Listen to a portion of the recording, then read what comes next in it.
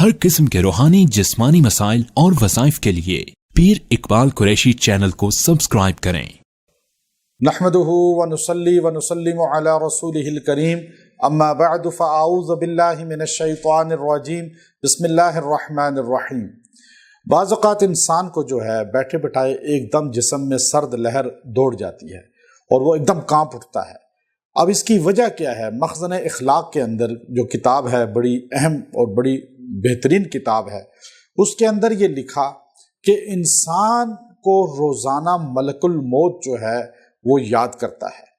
اچھا، ملک الموت جو ہے وہ انسان کی روحیں قبض کرنے کے لیے، مخلوقات کی روحیں قبض کرنے کے لیے مختلف جگہوں پہ جاتے ہیں۔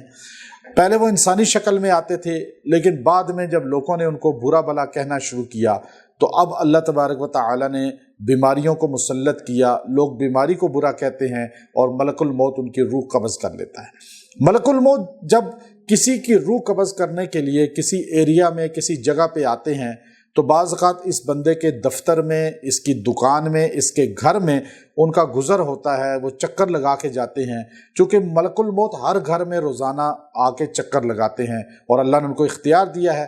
جیسے آج جو ہے بجلی اور اس کی رفتار کو دنیا مانتی ہے، جنات پر یقین رکھتی ہے، تو ملک الموت تو ویسے بھی فرشتے ہیں۔ اب ملک الموت اچانک جب سامنے انسان کے آ جائیں اور انسان کی باڈی تو ان کو محسوس نہیں کرتی، لیکن ان کی روح انسان کی محسوس کرتی ہے، چونکہ روح کا تعلق ہے عرش کی چیزوں سے، آسمانی چیزوں سے، اور جسم کا تعلق ہے زمینی چیزوں سے۔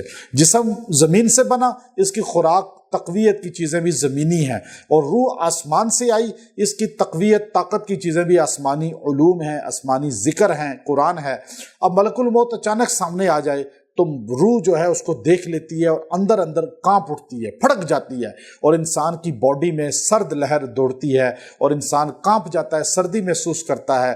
جب آپ کے ساتھ ایسا معاملہ پیش آئے تو فوراً آپ نے کہنا ہے استغفر اللہ استغفر اللہ، تو اللہ آپ کے سارے گناہوں کو معاف کر دے گا، اور آپ اس وقت جو ہے آپ اللہ کو یاد کریں، آپ کے گناہ معاف ہو جائیں گے اور آپ کے ساتھ اس کا سلوک اچھا ہو جائے گا، اور آپ کو اللہ رب العزت جو عافیت والی موت عطا فرمائے گا۔ وآخر الدعوانا ان الحمد للہ رب العالمین۔